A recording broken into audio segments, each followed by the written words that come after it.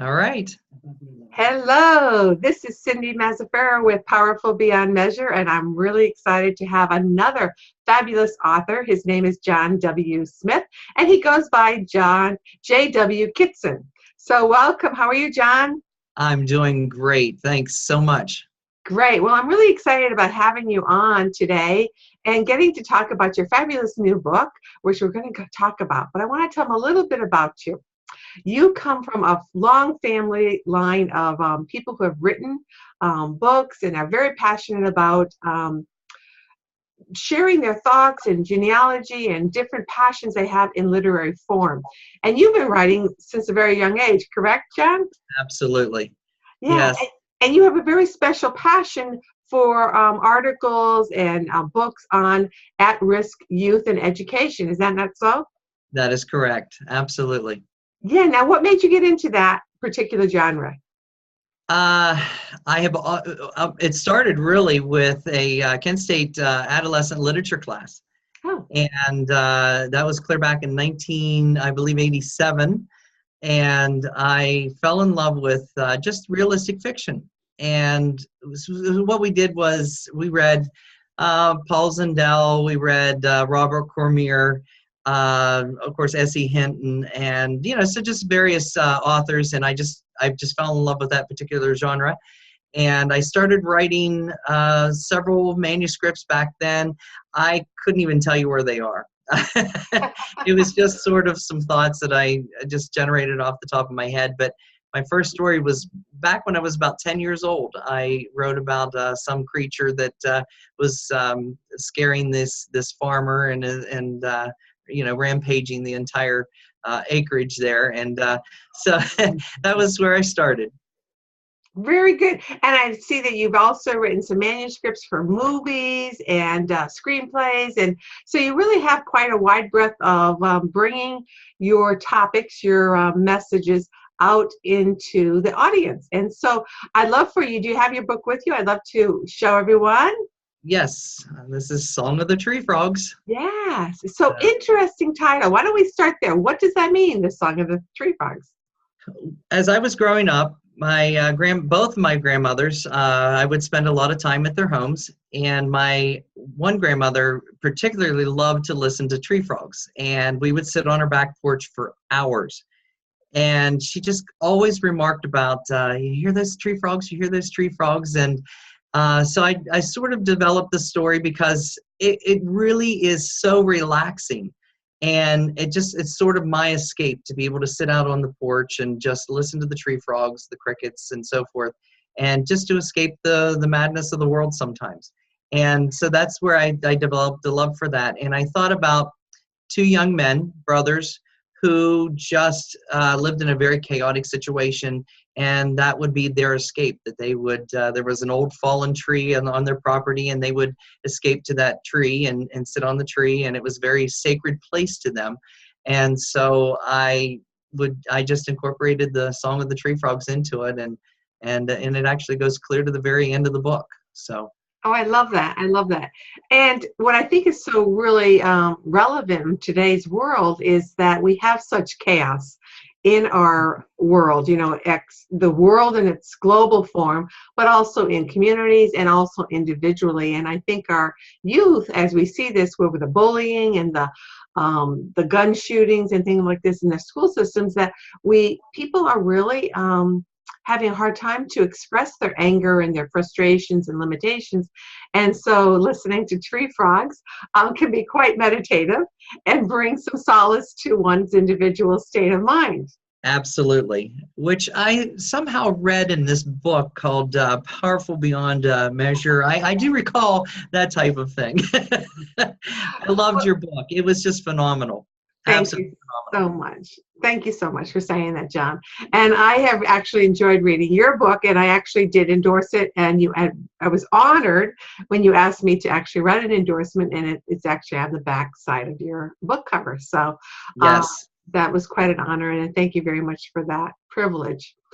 So what I'd like to know is to delve a little more deeper into the plot of this book, because what I'm trying to do is hope that people understand who should read this book and what is the value of the book? What are you hoping your listeners, your readers can get from reading this book? So who is this book for?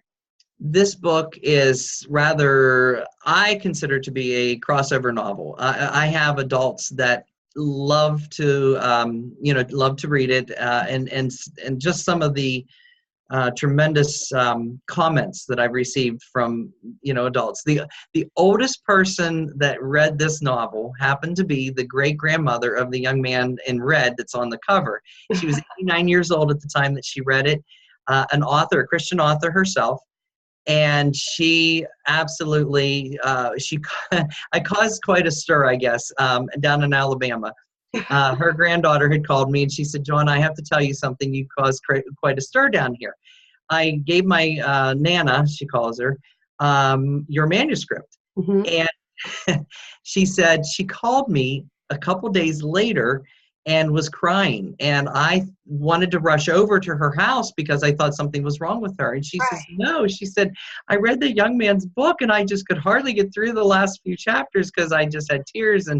And so she is my, in fact, we even quoted her in the opening endorsements of the book. And Eloise Lott was her name, a dear Christian saint.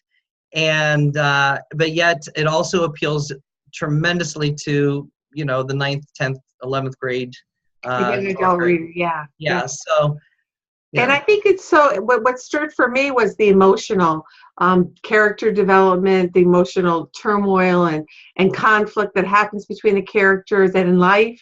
And so often we can resonate with that with our own youth or what we might be going through in our own adult life, how we have chaos and we have conflict and how can we best resolve some of those and the emotional conflict that happens within us. So I think it's a really a wonderful, powerful book that, like you say, many readers can actually enjoy. So so when young adults readers read it, and like I believe you said you're actually going to be speaking at Kent University. Yes. What are you going to be saying to your audience? What would you be saying then to them why they need to read this? How do you address that audience? It is really just because of the passion of the narrator, Philip. I believe that there are so many people, when we look at our own lives, we realize that there is a tremendous amount of just fears within our own hearts and minds. I believe that it identifies with so many people that have guilt from decisions that they've made perhaps in the past. And, the theme of the book is a rather common theme, but, love endures all things. But I took it, mainly from 1 Corinthians chapter 13. And I wanted to just stress the fact that you can overcome anything in life through love. And I think that's universal. And so I believe that when I do speak, with the audience of Kent State University, I've been an instructor with Kent State University since 1991. So the shame of that is, of course, that none of my students that I have were actually born when I started teaching there. So that's not a good thing. But I have dealt with that population for an awful long time. And I just realized, there are so many fears that they have, so many concerns, and and I just wanted to bring that out in Philip. And that Philip needs to have that ability to be able to forgive himself, move on, and do something positive with the heartache that he's experienced in his life. And I don't know of really anybody that has not had to go through that. Exactly. And I think, when we say the word love, we expect the love from our parents and our grandparents and our immediate family, if you will.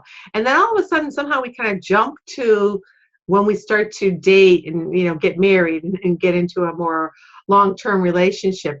And it's like, there's kind of like that span in between where what is love, and we're the young adult is looking for belonging. What group do they fit into? What role do they fit into it? How much love should I show, or should I be the tough guy or the tough girl? And it's very a conflicting time in one's life because you have all the hormonal things too. Yes. But the word love, I think, is such a powerful element that really allows us all to be compassionate to ourselves and to others and situations and events that are happening in our lives. And it is a very soothing understanding when we can really claim love in all aspects. And I'm a firm believer in the fact that I do believe God sends a lot of unlovable people into our lives so that we can really truly understand what it means to love someone in spite of all of the circumstances and in spite of them, you know.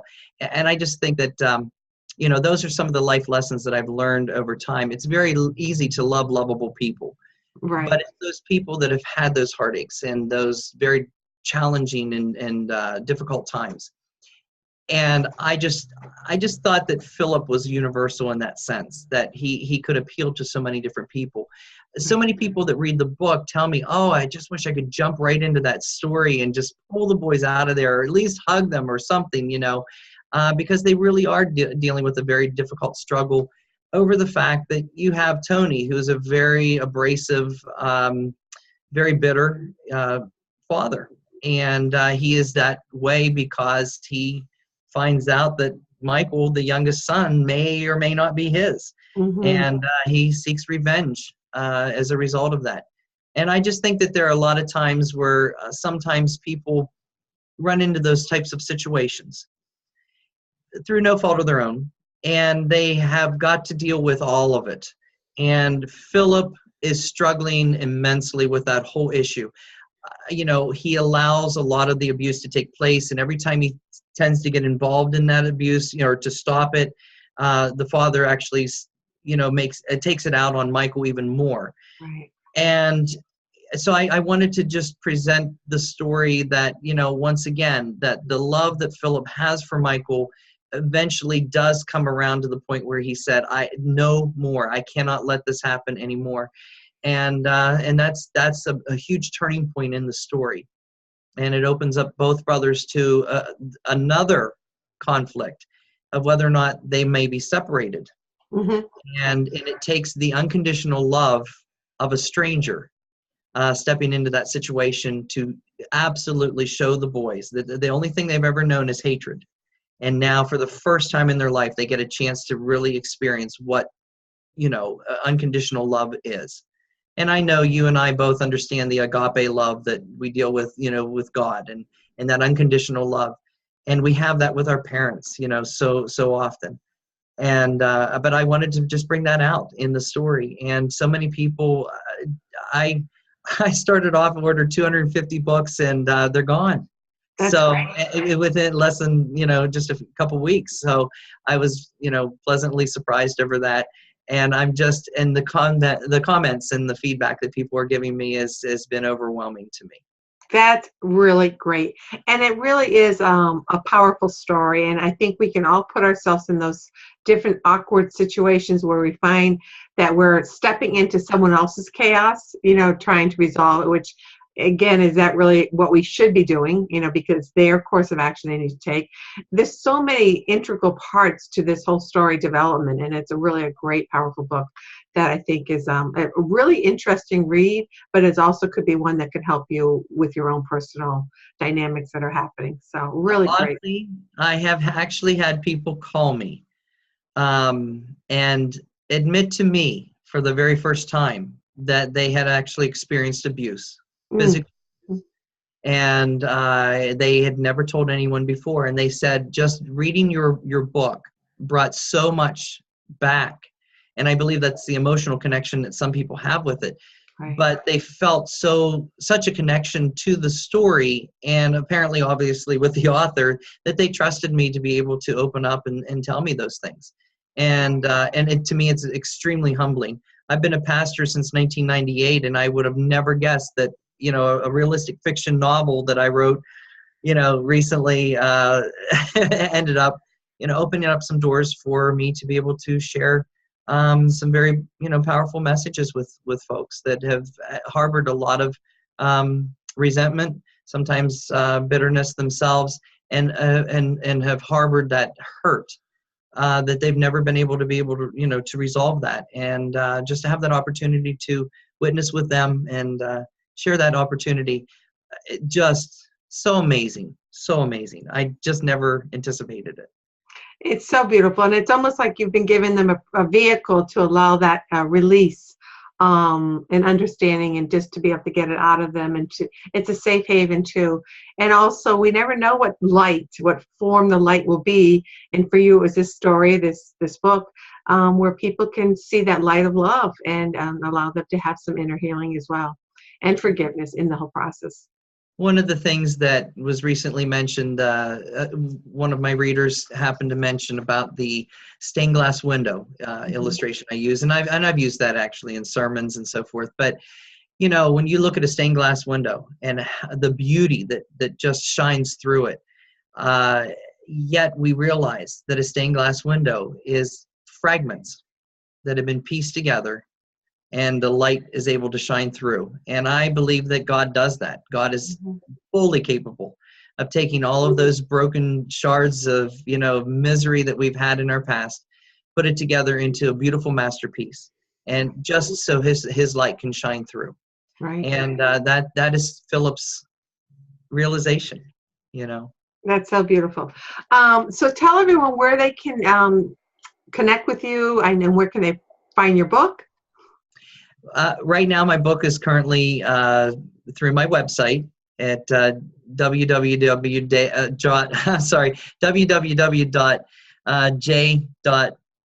jwkitson.com. Sorry, All right, so let's say that again.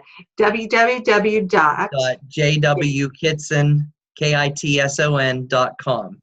Great. And your book will be out in stores and online. What date now? Well, according to Morgan James, it will be Tuesday, April 3rd, 2018. So Great. it'll be available on all the major, outlets. Yeah. And Morgan James is a fabulous publisher. We absolutely love him and their organization, and it will be worldwide. But you can get your copy now through John, going through his website, and sometime in the near future, probably the beginning of 2018, Amazon will have it posted, and you can pre-order, and you'll be one of the first ones to get John's wonderful book. So why don't you hold up your book again one more time? And again, make sure you check it out, The Song of the Tree Frogs. And again, you can go to John's website, www.jwkitson.com. So thank you so much, John. I wish you the much success in your story, and thank you for helping our youth and adults in finding the love in their life and their way out of the darkness. It has been such a pleasure. I'm so thankful to have you on this back cover, and I'm so honored to see your name there. And I really appreciate everything that you have done. It's been just a great opportunity getting to know you. Well, thank you so much, Jen. I feel the same. So I encourage all of you that are watching this video to go out and check John's book, and make sure you come back later and write a review on Amazon, Barnes & Noble, anywhere and everywhere, and spread the word. Thank you so much, Jen. I'm autographing every single one of mine. So if you order it from my website, I definitely sign it. So. Great. That's wonderful. Good reason to buy it from you. Okay, so until the next time, thank you, John, again, and we'll see you again in another Powerful Beyond Measure video series. Take care. Take care. Thank you so much. God bless. And that's it. Okay. All right.